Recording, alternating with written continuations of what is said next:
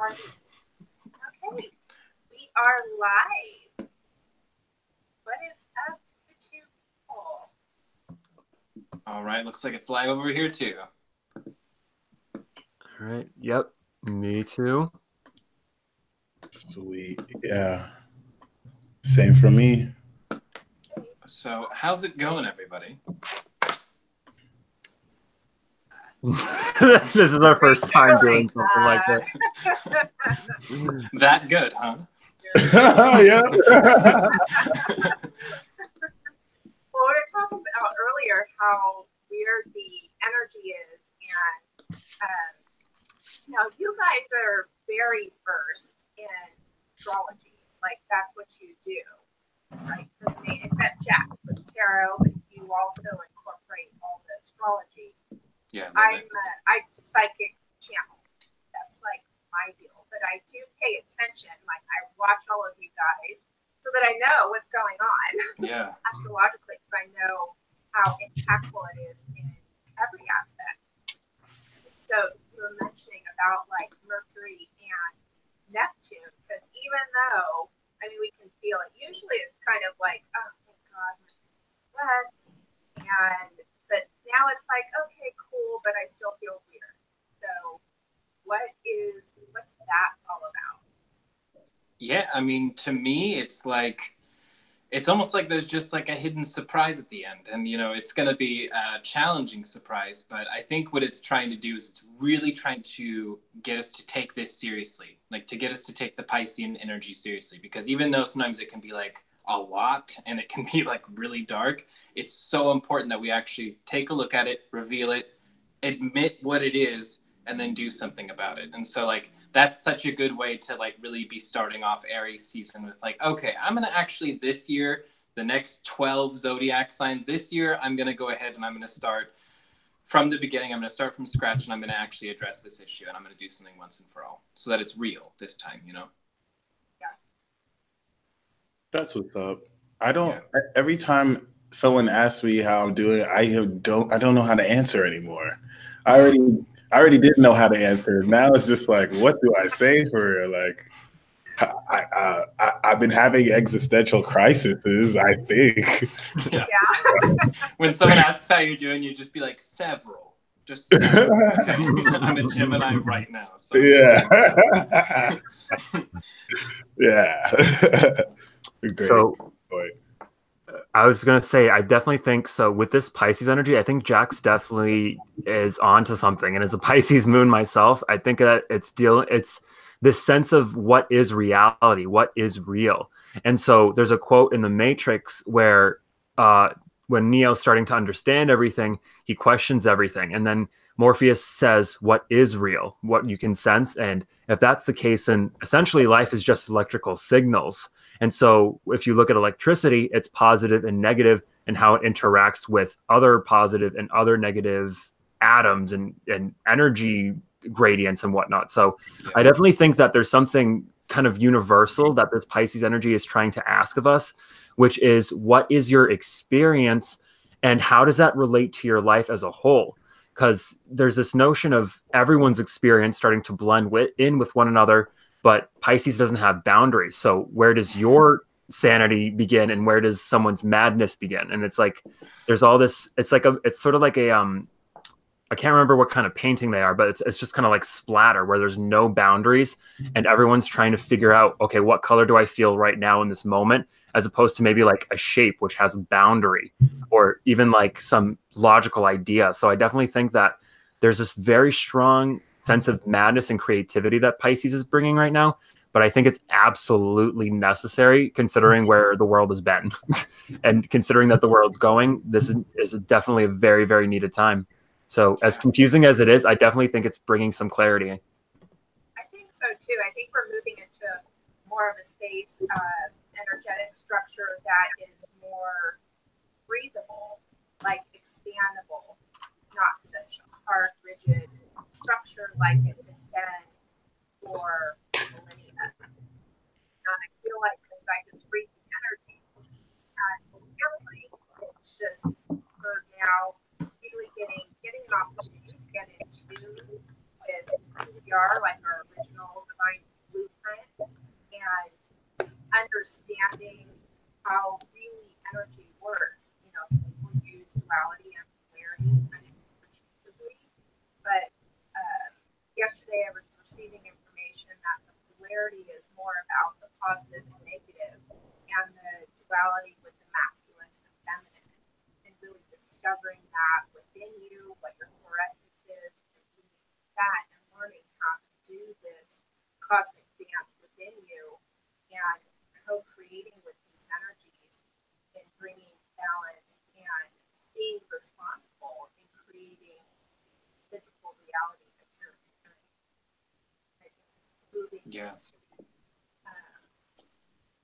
with these supportive planetary bodies and energy are really supporting that space to kind of just really open up our energy field really wide. And like you said, where one person's sanity meets another person's madness. I've noticed in the last few days, people kind of revealing themselves, or they're on edge and they're kind of reacting and projecting their stuff like all over the place. Have you guys noticed that? Oh yeah. Yeah, no, I think what you and Tim were both saying is like really on point. And I feel like it's like almost a perfect metaphor for the 3-year window that we're in right now, the 2017, 2018, 2019. It feels like, and I feel like this is connected. And this is almost like crazy because it feels like the end of that sort of 3-year window that we've been in when it comes to the energy changes. Like 2017 is like this coat that didn't fit right. It was like, you know, it was like a good coat, but it didn't fit right. So everything was stilted and awkward and imperfect. And like, we all knew it. We're all aware of that. And then 2018 came around and we're like, yay, 2018, the salvation. And it felt like, okay, this sort of fits better. It's great. But it was almost as if it was still from this objective point of view, as if we were like looking from outside, looking down at 2018. We're like, yes, now we've all got it figured out. And it's like 2019 came along and it's like, okay, well, let's go ahead and start this off where we just revisit what happened in 2017 and 2018 and what's about to happen now. And we're like, oh, okay, actually, I do still have some of this stuff to address. So it's been, I don't know, for me, it's been pretty crazy. I think a lot of people would have started that at 2016, but 2017 was really like the actual effects from everything that happened in 2016, you know?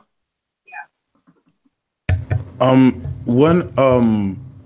I noticed, Tamar, your voice is projected really powerfully, but it's hard to pick up your voice on the mic, whereas before it was. So I really want to chalk it to a retrograde thing.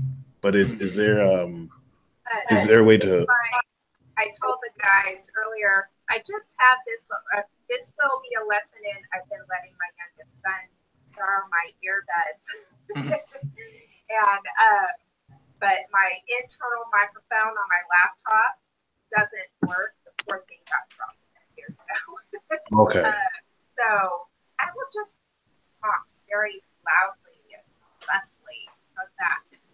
Yeah. No, okay. No, it's good to know for those in the live chat that were interested, but yeah. But I'll get a microphone like yours.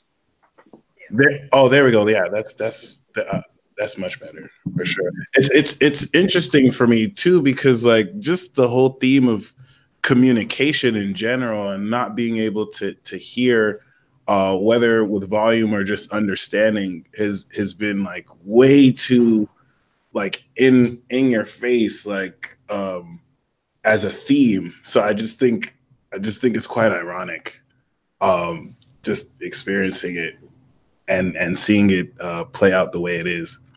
But yeah, other than that, you know, I'm really excited for this coming new moon cycle because I similar to what Tim said and similar to how like there is like a reset that's occurring and being able to confront these issues, you know, head on.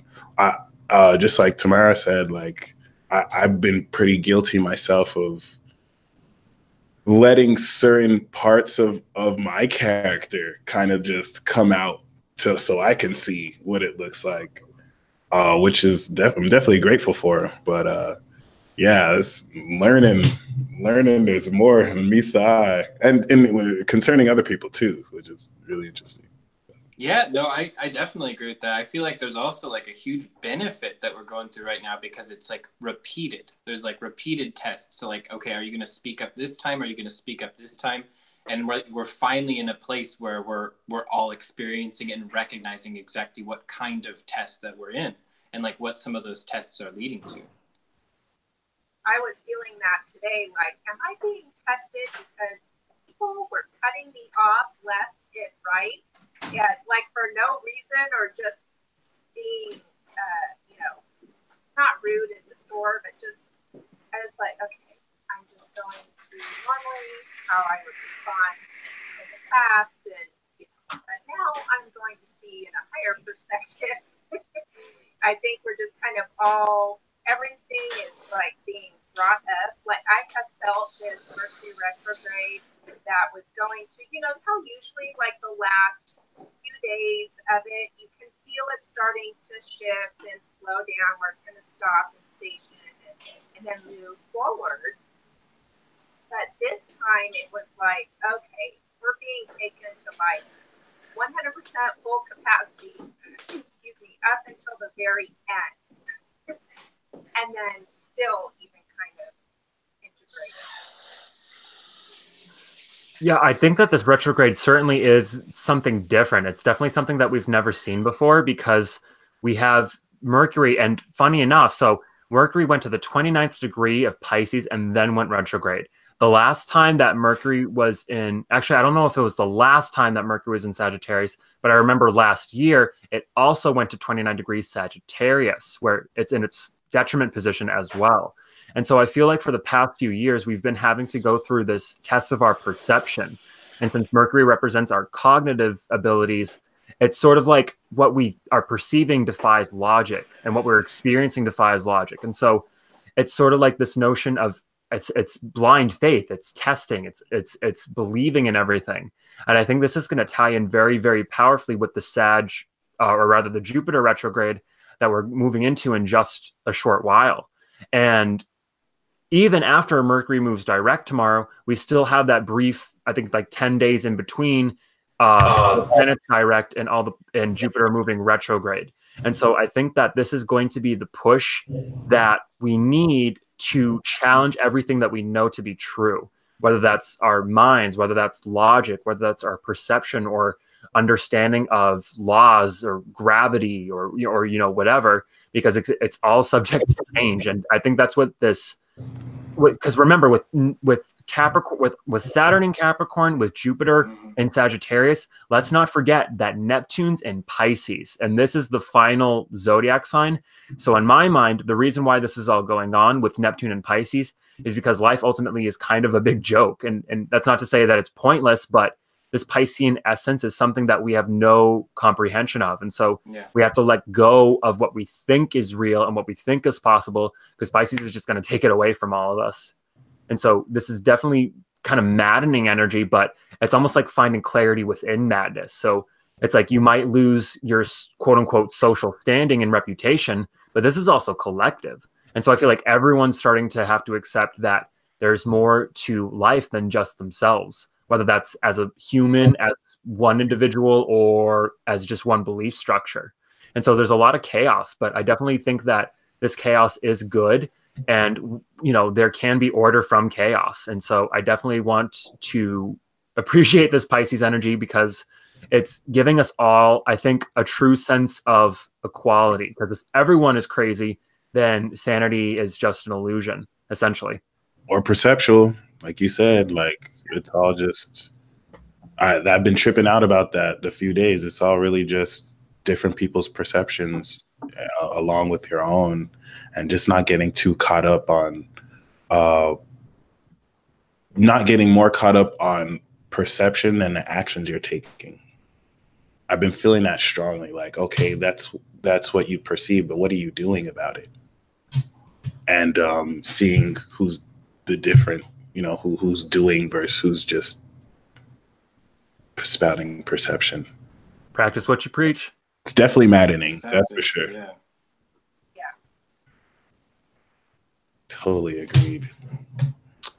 People driving on the road. Interesting. Yeah, it's like, I mean, it almost feels as though that it doesn't even take much. Like, it doesn't even take much action right now. It literally is only taking just doing something that's honest and simple, and it can be imperfect and a small step forward, but as long as you're doing something, like the amount of effect it's having is pretty substantial right now. So it's like such a good time to take advantage of breaking bad habits and creating good ones. Like there's no excuse not to. All the bad habits are being illuminated. You know, they can be any kind of habit. They can be a physical one or they can be a mental one even.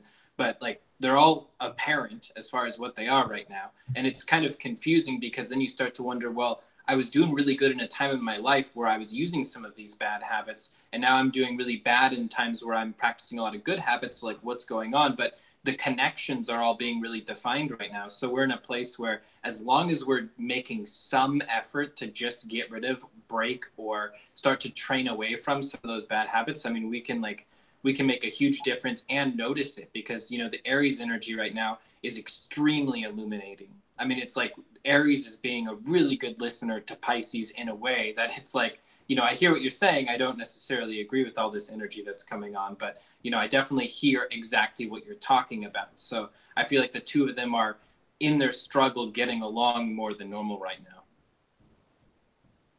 Yeah, I totally agree. And I feel that, you know, just like Mike was talking about with the perception and the action, and with Pisces and Aries, I feel that we are like the energies are showing us and supporting us to dive deep into those perceptions, and especially we've been diving into the subconscious and really getting deep into those old programs, you know, all the way back, even in past lives, bringing all of that awareness forward and actually taking action at that level and expanding at that deep level so that we do kind of catapult ourselves into living our soul's purpose. And it's just the beginning. You know, it's kind of like not, well, we've been working on it for a long time, but it's like, oh my gosh, this is just the beginning of some really big things that are going to be happening. And just taking action at that deep level. Do you guys agree? Oh, yeah. I have a question for both you and Jax. Both of you are in relationships, so how have you noticed that all this transition has been affecting like intimacy and closeness with your partners? It's been constantly bringing up the cornerstones of closeness. Constantly. It's like constantly being illuminated. Literally, it feels like even though there aren't problems, that the opportunities for those problems to start to be seeded and then watered and then planted are constantly available. Like, and basically that's like a really pleasant way of saying there's like a lot of shitty stuff going on externally, and then internally, like we have to talk about everything. But like, it's been great. It's been like, what does trust itself mean? What does love itself mean? What does communication mean? What's something that feels good now versus what's something that feels good long term? And so like I love my relationship because like all of these astrological changes that we've been going through have brought them forward, and like we've just directly talked about everything. So it's been like a really positive experience, and all the external tests that will always be there at the hardest of times in life, like they're all kind of just coming in one big drove. So it's kind of nice, actually. It's nice to get a lot of stuff out of the way. That's cool. Well, and you know, being in partnerships, you know, there's just you have a mirror that doesn't go away. Yeah. Right there, they're there all the time.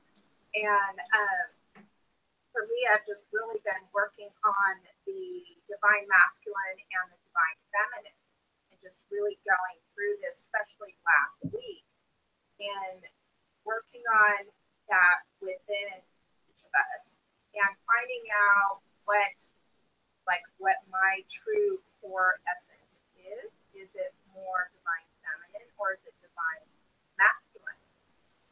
Being able to identify it within myself, and then you lead with that core essence, and then being able to identify that your partner, what is their core essence, so that you can now deepen and have that deeper intimate connection, because it's more of discovering, right? We're in this huge self-discovery process of who are we really, and finding out that, I am more, so if you rather, like, first you want to be respected and then loved and cherished, your divine, your core essence is divine masculine. If you want to be loved and cherished first and then respected second, then your core essence is feminine. And this has nothing to do with sex, right? It's just energy. And so really diving deep into that. So mine is actually, my core essence is masculine, and my fiance is feminine. And so feminine wants to be filled up, and the masculine needs to empty and do that action. But you lead with one, and then you listen to the other to be more supportive, and then you feed within each other so you can complement each other. And then, of course, there's also the wounded aspect as well. So you can learn how to do this, support one another in the individual growth process as well as divine partnership. And I actually love, yeah, it makes perfect sense. I love that you brought up that you're the more masculine role in your relationship with him. Could you expand on that? Because I feel like that's a dynamic that is surging up, but is not really as understood. And I'm really fascinated with that because it's really interesting. Yeah, I have always just been very,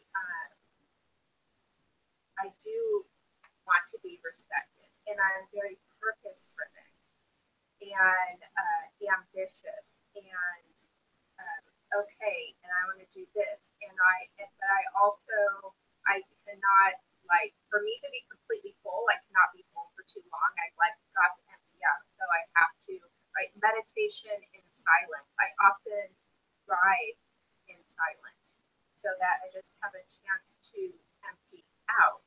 And it's kind of, it's still have that feminine energy within you.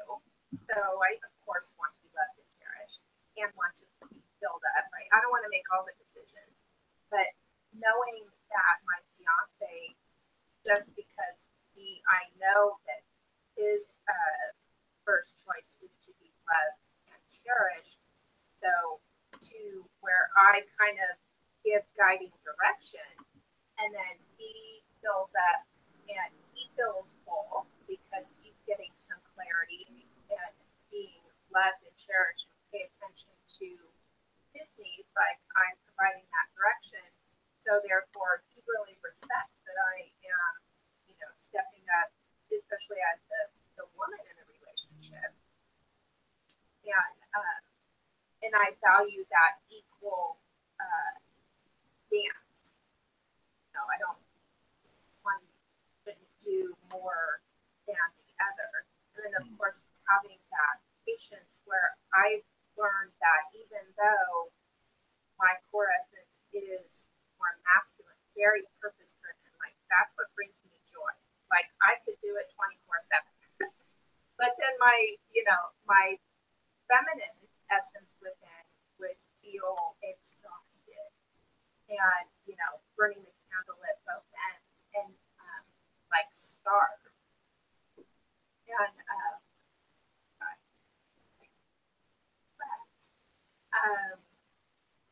Now I'm really curious about your moon signs and the sun and moons you both have. See if that has. I'm a Cancer sun, Mm. Aries moon, and Aha. Okay. And That's he is a Capricorn sun with Sagittarius moon and Aquarius rising. Oh wow. So we have a very dynamic relationship. Yeah. We've been together almost 9 years, and but just got engaged last year. Congratulations. Thank you. And it has been, divine partnership or twin flame relationship, kind of whatever label you want to throw on it. It's certainly, conscious relationship is not easy, and it's really making that commitment to growth, and not only for yourself but the collective of the both of you, right? And to have that awareness that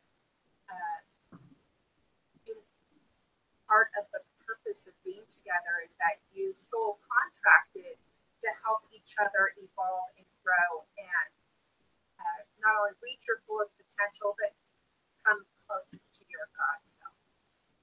My perception. And that's really fascinating to know you have your moon in Aries, which would be like a core energy, which is inherently masculine. So that's a really awesome combination. Really interesting to see play out too. Would you say this current like North Node Cancer, South Node Cap is playing out in your relationships? Because quite interestingly, I did an interview with somebody who was a Libra, and when the North Node was in Libra, he got engaged to and married an Aries when they went through their opposition. Yeah. But I know y'all have he has Saturn and Pluto in his sign. So would you say that's adding a lot of intensity to things? For me, it is. Yeah. Yeah. It's like this cardinal energy. I mean, I don't know if it's always a cardinal thing, but I mean, with the Cancer activity, Capricorn And it's activity. squaring you, right? So yeah. That's very it's been wild. I've got my Sun, Moon, Mercury, and Venus all in Libra, so it's just insane. Every time it hits the opposition with Aries, it's just wild. But in relationship, it's it's almost as if everything and what it means is being brought up a lot, like constantly. Like, what does the divine feminine mean, and what does the divine masculine mean? What do they mean on the micro level? Because we all know on the conceptual, philosophical level, or that's something that's being talked about a lot now. But on the micro level, each little action, going places to eat, deciding or figuring out kind of who's the one that texts first. How fluid is that?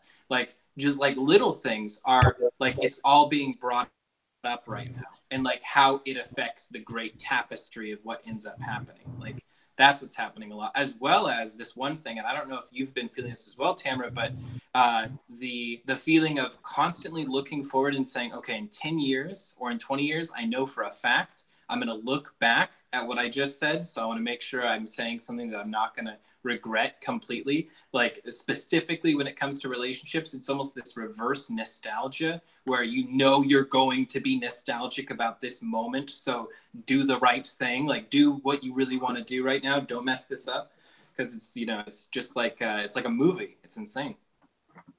Well, it's great in partnership to help support each other too in figuring out that whole like you said, that divine masculine at the micro level, and experiencing it in everything. Even coffee is masculine. Is it? And beer, I found out, is feminine. So I mean, it's just these little things of being able to experience and really fully embody these energies within each of us, right? And bringing them into balance. And you can use okay, my morning ritual, right? I get up extra early before everyone else so I can have my time, right? Me time. But I'm going to, because my core essence is masculine, I'm going to sit in silent meditation and drink my coffee. But I will also use my essential oils, and I'll light a candle, right? That's more feminine. So I'm getting that flow going in both of the energies, and really charging both of them, and kind of feeling and embodying each of them, and then listening, right? So the feminine is more feeling, and then so you really feel into something that you desire, and you start energetically, you start that attraction process, right? That the universe is now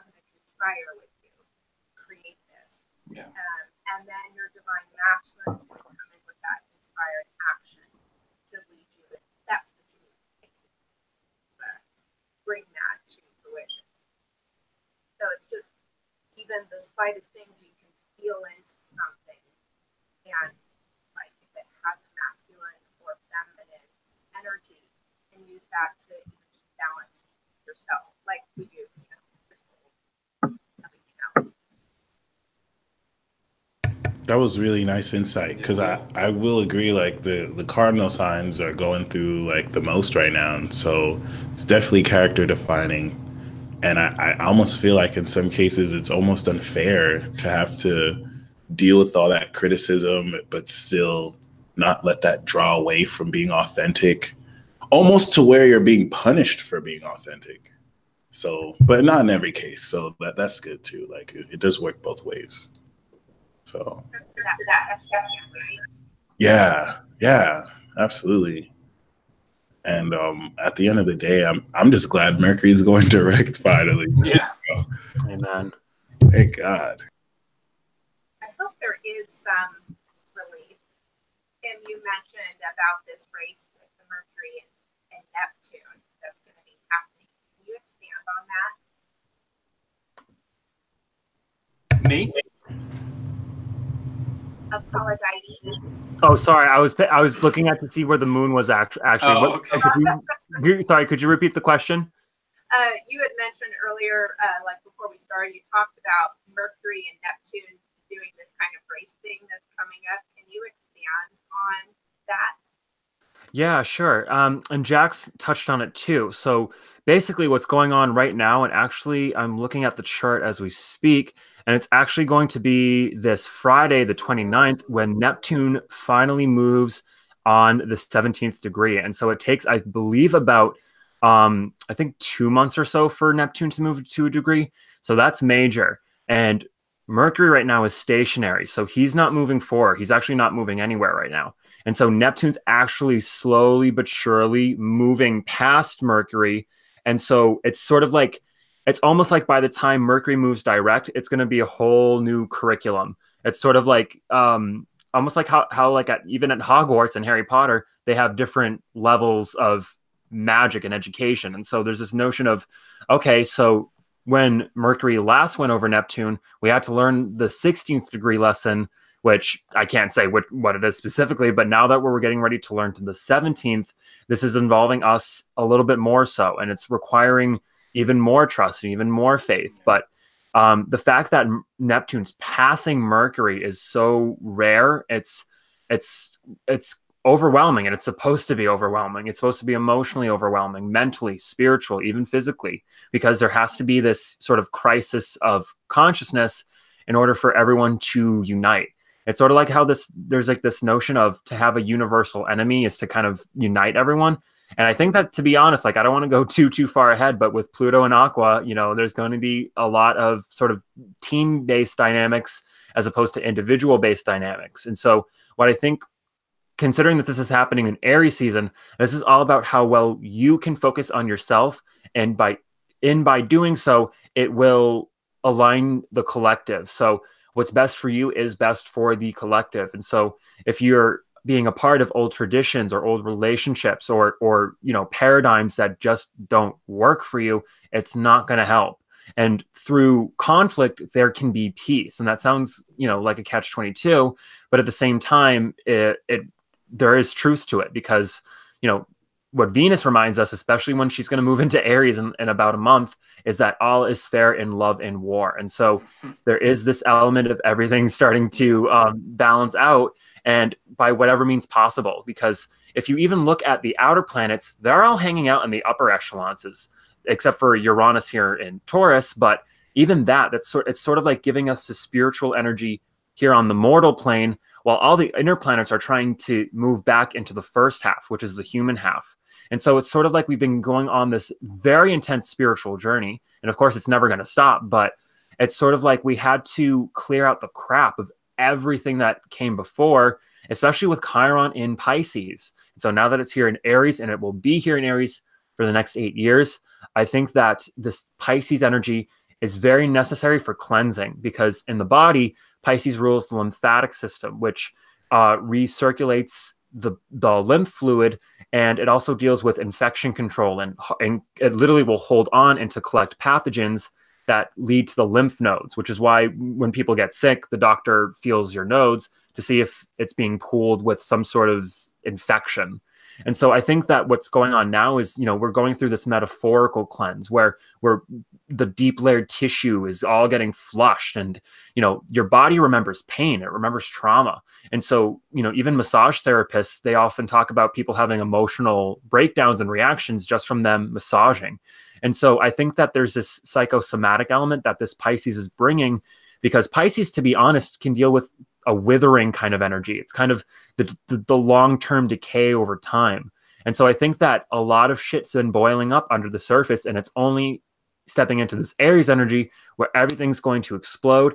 But it's, to be honest, I don't want to sound like an anarchist, but I'm kind of happy because, a system cannot change unless the basis changes, and the basis can only change unless there's some sort of internal or very, very powerful external threat to the collective. And so thankfully, I'm very, very happy that I think that this retrograde with Mercury specifically is giving us an opportunity to sober up, if you will.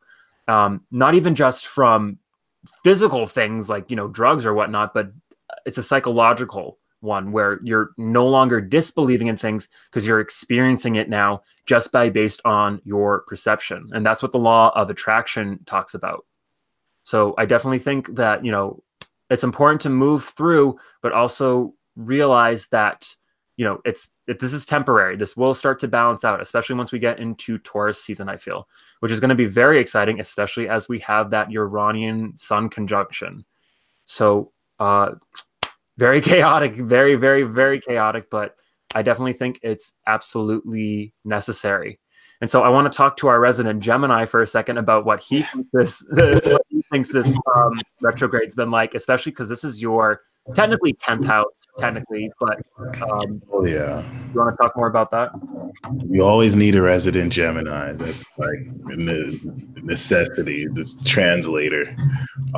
It's been subtle, it's been subliminal, it's been wild, it's been crazy. I think in my 10th house, it's making me receptive to my reputation, like what people expect of me, what people think of me, but not really in a bad way. Like, it's allowed me to reevaluate plans I have for my career.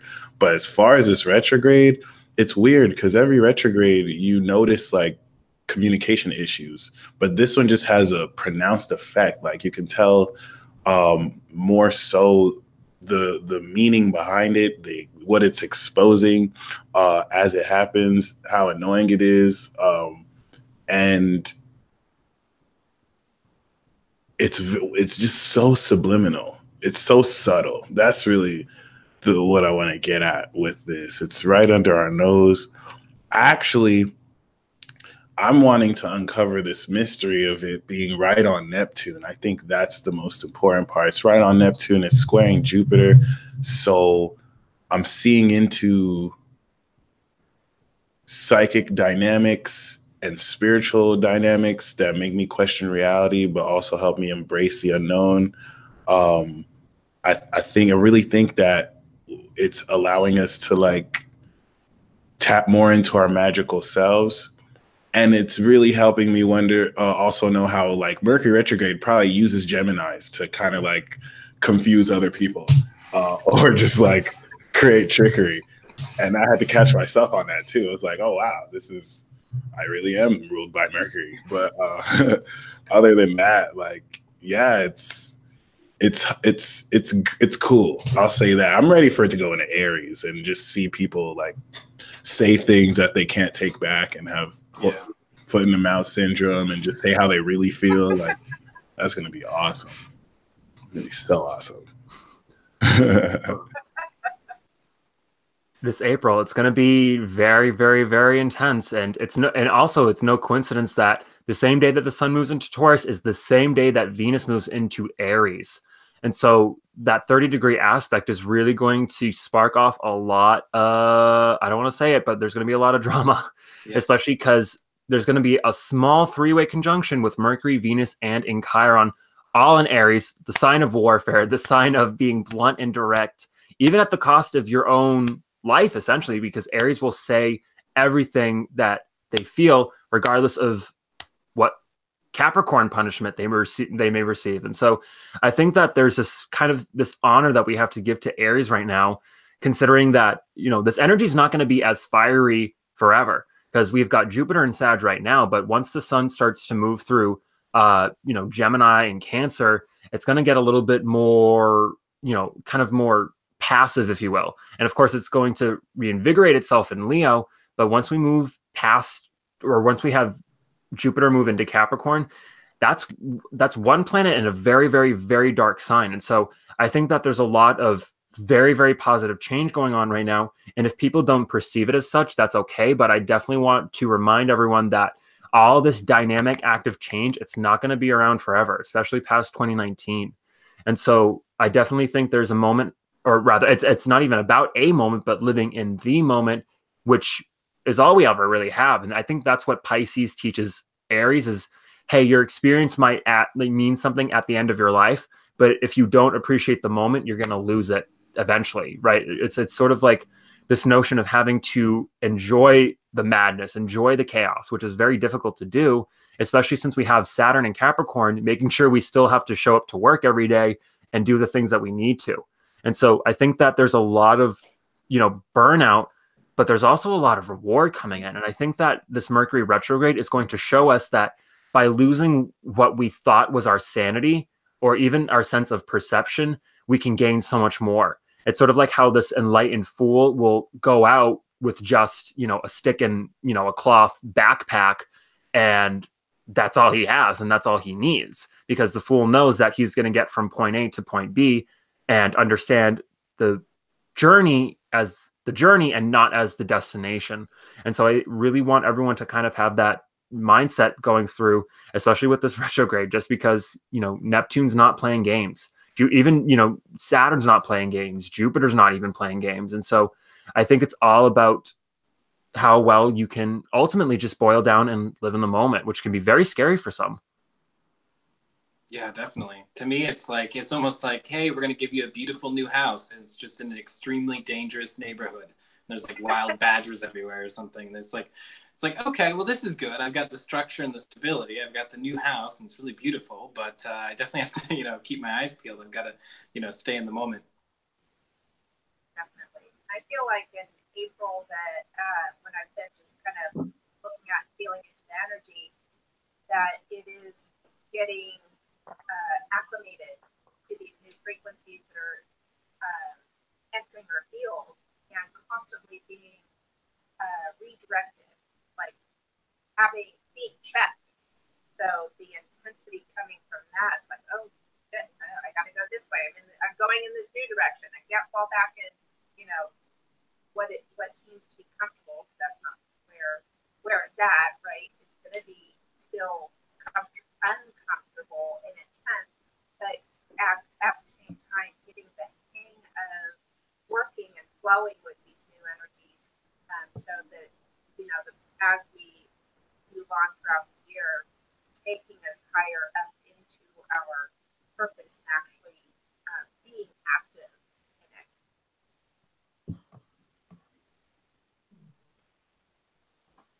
I like how sometimes the camera just selects someone to speak. It's like, who will speak now? It's like Timothy. But yeah, that's yeah, no, I think that's a good point. I think that, you know, the important thing to remember is it's going to actually be really, really awesome once everything settles down. And I think if anything, we've got to make sure that we're ready to not get comfortable when it settles down, because then there's going to be an entire like new set of tests and hurdles that we have to go through. But like the settling down time, when everything just sort of cools down for a second, it's going to feel as though, okay, I guess I'm at the end of this journey. It's like, no, that was just like the first book. This is a trilogy. You know, you're in the ending of the first, like you've gotten to Mordor at this point. And so it's like you can breathe a sigh of relief. Okay, I'm finally in Mordor, but you still have to put the ring in the volcano right now. Wow, that was amazing. That's so true. Super good analogy. I feel that trilogy analogy a lot. Pisces season, Aries season is weird for me, because like Pisces season is that rest period, and then you contemplate and you go into Aries, but Aries for me is my 12th. So it's like while I'm going, I'm still having to like fall back and do both, like behind the scenes. And then like eventually move forward. But this one is definitely so much more pronounced because it's like you can see the future moving ahead, like you said, and it's like you have that reverse nostalgia. You know, what are you going to look back on to be proud of? So I think what's been really empowering about this for everybody is them realizing that the limits that held them back before, when it comes to like not even specific to just other people, but when it comes to like standing in their power in relation to other antagonizing forces, only to realize that they're just more powerful than they realize. Like it's not the things that used to debilitate people, the things that used to probably irk people, they can like brush and shrug off. So I'm really grateful for that. It's really uplifting.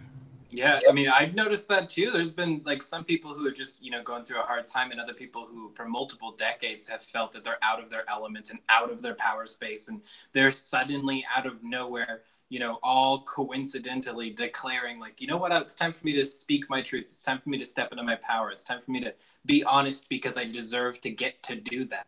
Like, it's weird that almost feels like its own idea. It should have been, not being honest. That's the invented idea. But like, we're all in a place right now where we're understanding like, hey, speaking the truth is like the right thing, and not just morally right. It actually feels better, and everything better happens because of it. And I'm more successful, and everything just sort of comes my way when I'm honest. So there's a lot of that going on right now too. Once again, I just can't wait till Mercury goes direct because it'll reveal so much. I feel like stuff that was hidden is just gonna bloop bloop. Oh, I got receipts. Like, I know I'm trying to confess everything now, so that when it happens, I'm like, I already told you I was open and honest. Yeah. Oh yeah.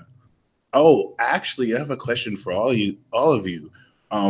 When it comes to, I think this is also a very highly deceptive period where we do have Pisces square Sag. So it's like people are taking advantage of other people's perception and using trigger words to control how they feel. So what's a good way to stand in authenticity, through that, and to spot deception and to know, how to use your discernment and to be able to identify who's being honest and who's being honest but still lying? To me, I've got a way to detect that. Keep listening. Like, so the moment someone starts using those trigger words and the buzzwords and everything, and they clearly are pushing an agenda, but maybe you don't want to judge too fast. Maybe they're not. Maybe they're just being honest and having a conversation with you. Just don't say anything. Just like nod, and then just let them keep talking, and then they'll reveal it themselves. They'll give a full speech declaring what it is if you seem to agree with them. And that's a good way to spot it right away. It's like, okay, so you didn't actually want to have a conversation with me. You just wanted to turn me to whatever, whether it's a political thing or whether it's like, something in society, like it's like, feels like everyone's really trying to get everyone else on their bandwagon right now. Like, this is what I believe spiritually. Even things that I agree with, I've seen become like these weaponized forces now because people are doing it in sort of this collusion with other ideas that they want you to get to, other places they want you to appear. So to me, it's like, if you want to see if someone's trying to deceive you right now, just keep listening to them. And like, instead of disputing them the moment they say something you disagree with, just like hear them out, like hear it out. But what you'll notice is if you keep listening, they're going to give the whole speech right now, because a lot of people are just feeling the whole soapbox thing. They just want to be out there saying exactly what it is. They feel really, confident in what they're saying, even if it's wrong sometimes. And they're just like, they're giving the whole spiel. They're trying to like lay it all out. And I hear people all the time, like they'll say something I totally agree with, and then they'll go on this like 6-paragraph Facebook comment rant about all these other things connected to it. And I'm like, oh man, I was like gonna definitely like that comment until I saw the rest of that, the rest of that novel. So yeah, it's been pretty wild. I would just say, just listen right now. Really listen. You'll hear it. For me, what I like to do, especially, when it comes, because for me, it's kind of like intuitive. I know it sounds kind of lame, but it's like I can just kind of tell. But what I really, so it's, intuition's one thing, but if you really are needing something to hone in on, body language. Non-verbal body language. The body will give itself away every single time. And of course, not everyone can be, I would never even claim to be good at reading body language. But I think for years, I was actually a CNA in a nursing home. And a lot of patients, they might not even be able to talk to you. And so you kind of have to gauge their energy. And it sounds kind of meta and weird, but it's true. It's like you can just kind of pick up on what someone's feeling or maybe even thinking just based on their body language, eye contact, and just be aware that, like, for example, the scowl, like everyone knows what a scowl is. The body does that out of disgust. It's a response. It's something that the body will just naturally do. You can't control it. It's completely and utterly autonomous. You have no ability to turn off your sweat glands. You can't turn down your heart rate, at least not without like decades of practice in some monastery somewhere. But when people, because there can also be mixed messages. So, if someone's trying to tell you something, they might be, hot and flustered because maybe they're really trying to convince you. Maybe they are right, at least in their mind. But there is an element of listening to what the body is saying, because you can detect bullshit on a primal level. We have body language for a reason, even spiritually or biologically. We can use it to determine how other members of the group are feeling or thinking without being intrusive. And so I think that with all this Pisces element, and especially with Mercury here in Pisces, look at their body, look at their aura. What is it reading? What is it gauging to you? Posture is major. There's a difference between someone, who has like their shoulders, up and clenched versus someone who has them down and relaxed.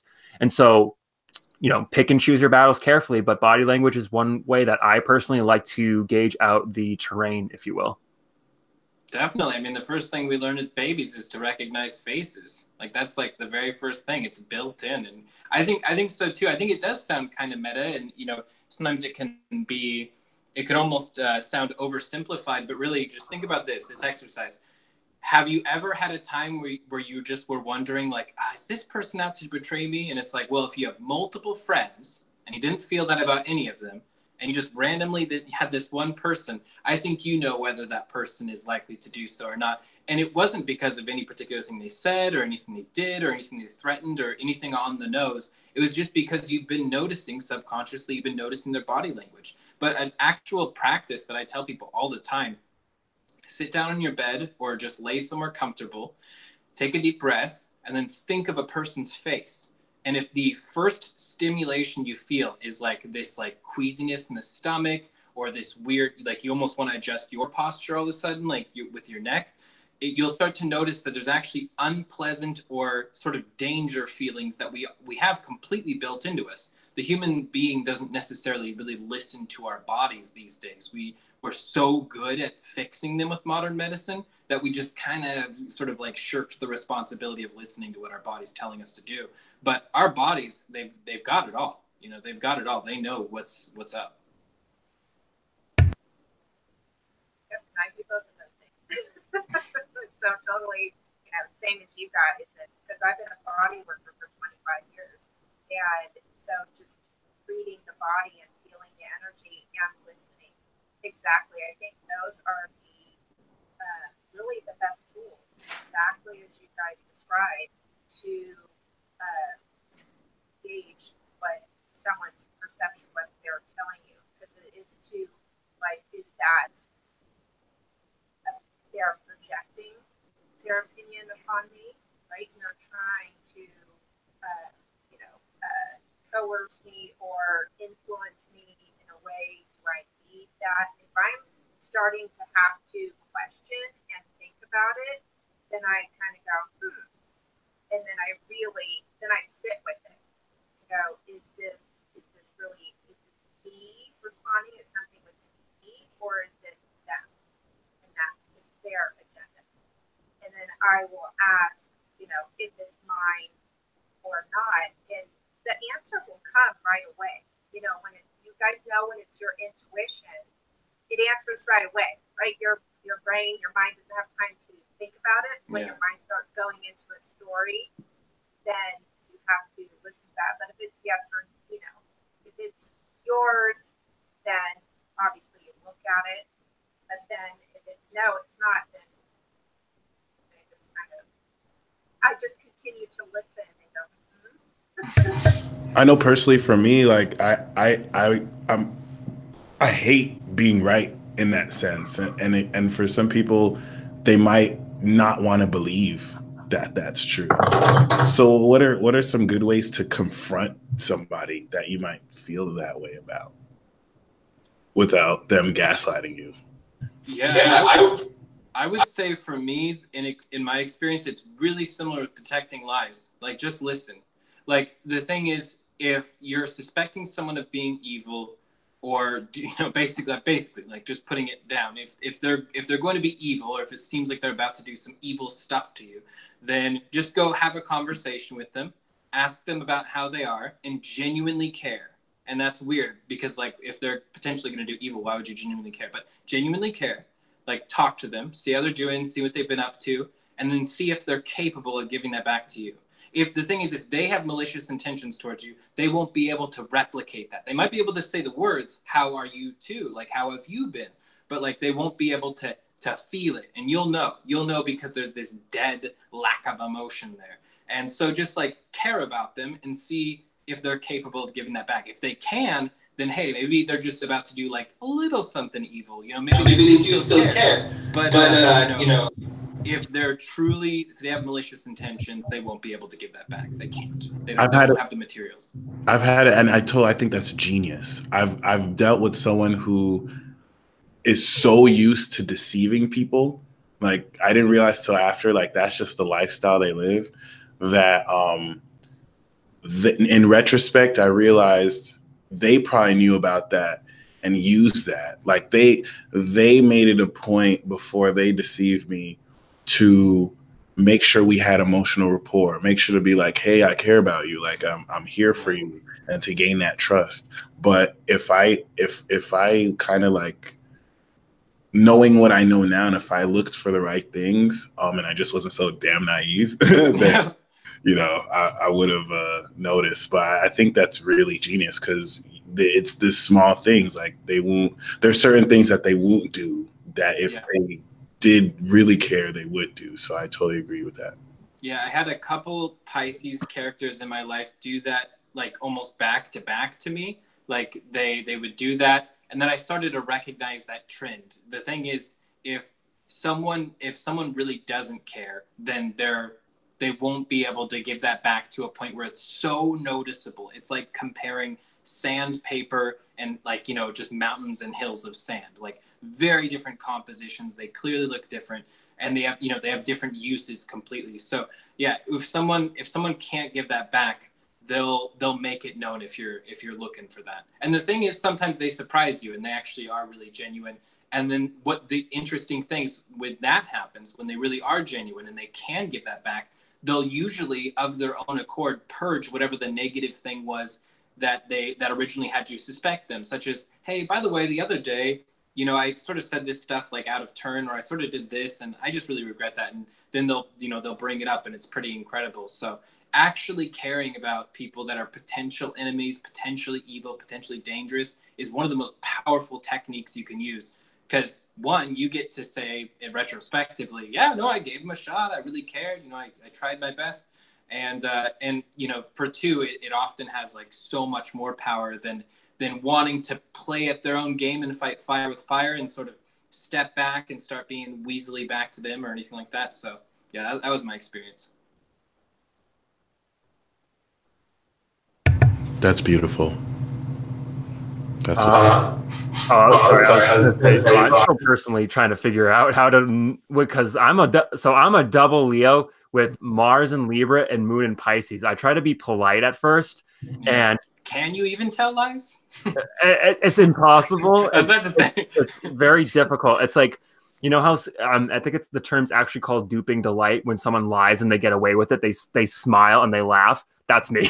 You can tell because I laugh all the time. And so I think it's like a joke. So when I when I was a kid and I got in trouble because, you know, I was a kid, and I'd be like, oh, it wasn't me, and then, like, laugh, and it would give it away. But when it comes to sometimes, so there's my strategy. It's kind of, I don't want to say it's the best, but to be honest, if someone is trying to get your attention, the best thing you can do is deny them of that, at least in my perspective and my experience. Because if you're constantly, so from my perspective and my experience, I've been giving. And when I haven't been giving as much, people have an expectation. And so they get mad at me because I'm changing my behavior for myself, and then they get mad. And that's what manipulators tend to do, because when you have free will, true free will and true free thought, you can't be manipulated. It's just the way that it goes. And even if you were, you have the art of awareness, which isn't inherently manipulation. But anyway, so sometimes you kind of have to give someone the cold shoulder. And there's a difference between running away from a confrontation, and there's a difference between denying someone the opportunity to gaslight you. And it's one thing if you know it's coming, because there are some manipulative people, and not to throw Pisces under the bus, but I know some very manipulative gaslighting Pisces. And so I think that there's power in denying giving your enemy ammunition. And it depends, again, because if someone is doing something to you, you do have to kind of stop it, whether that's, cutting them off completely cold turkey, or confronting them directly, like Jack said, and, listening, because that's a really good way to disarm someone. Because you never want, if someone is genuinely trying to wish you harm and ill intent, that's because either they've been lied to about from some external aspect, or they're lying to themselves. So it's an internal aspect. So it's important to remember that ignorance is the enemy, not a specific person. And I think that there is, because, how many parents give, kids time out? And so they have the temper tantrum, they, cool down. And because sometimes some people, to be honest, when I'm angry, I just like to be angry. I'm just going to be honest. I'm a double Leo. I'm very fiery and passionate, and it's addictive, to be honest. But the problem is when people don't know how to channel that, or turn it off, or transmute it into something more positive, you have to let them cool down. Because, it's like if you have a hot stove, you're not going to pour water on your stove to cool it down. You're just going to wait. And so there's this element of having to pick and choose the battles wisely, and not every battle is worth fighting in. It's just simply not. Sometimes it's better to take a hit to your pride, quote unquote, and then win the war. And so if someone's trying to gaslight you, if someone's just trying to get your goat, if someone's being a bully and using group tactics to get to you, they've already failed. And so I definitely think that it's important to remember that if they can't confront you face to face, one-on-one, because if they can face you one-on-one privately, that's something that maybe needs to be addressed. But if they're just talking shit, and if they're just gossiping, then it's clearly something negligible, at least in my experience, in my perspective. I totally agree with that. In fact, that's really what's been, especially with, I guess, Mercury, and outside of that, really, as a Mars and Aries, but even outside of that, just something I've been more focused on establishing. People feeling that they can twist perception, or say what they want, but not be willing to confront you honestly one-on-one, which I think is just really lame. But also, it harps back on something you said, Jax, that was so genius when I first met you, when you were talking about it's better to confront somebody, or it's instead of holding back, it's actually a sin to do that. It's better to say what might incite conflict, because it's honest, instead of like be shady. Yeah, for me, my whole life has just been the traveling from being in a really fearful place into being authentic. And so it was fear that drove me to just not confront anyone about anything ever, as often as possible. And then what I finally realized is it's not only not good to do that, but it actually is bad. It is a bad thing to do.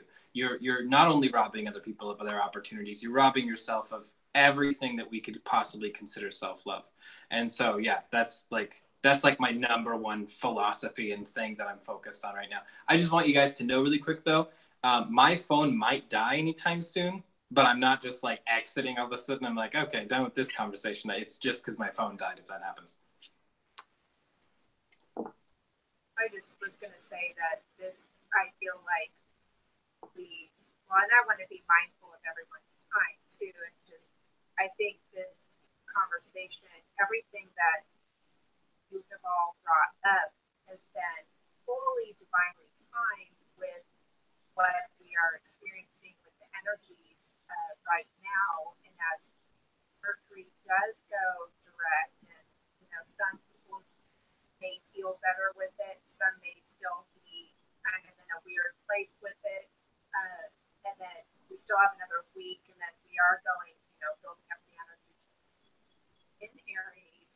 What kind of final thoughts or supportive advice can offer to support everyone as we kind of go through? Kind of feels like a really transitory process between now and the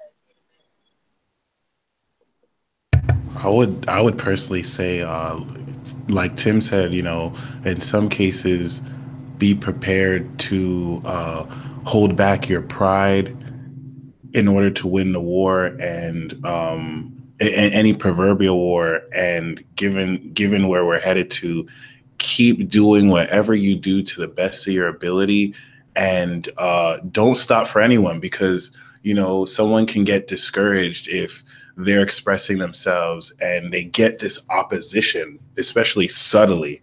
I think what's worse than in your face opposition is subtle opposition, where you express yourself and people's body languages, or some people can be slick, some people can act like they know a little bit more, and say some underhanded comments, give a little bit of attitude, and one can get triggered by that and get insecure, when all they need to do is just be present where they are. Even if they're in an environment where everyone disrespects them, you're there for a reason to shine your light and to keep doing what you're doing. As long as you can do that, you're really going to be victorious in so many ways. I guess my supportive thing right now would be, like, don't force yourself to try and look at the bright side right now. Just understand that the dark side right now is way more mortal than you are. Like, the dark side right now is really concerned you're going to figure out, like, oh, I've been, like, powerful enough the whole time. Don't try and spend all of your energy on, like, oh, I need to be positive through this. I need to be happy. And it's like, you really don't. You really don't right now. Some of this stuff does suck a lot. And so just focus on what you learned from all the sucky things right now, and understand it's going to work out great. And I would say my final parting bit of advice is just breathe. And I mean that literally, taking the time to breathe. Mercury rules the lungs, and it rules it for a reason. And Mercury is the most magical planet, arguably, and it represents that aspect of learning.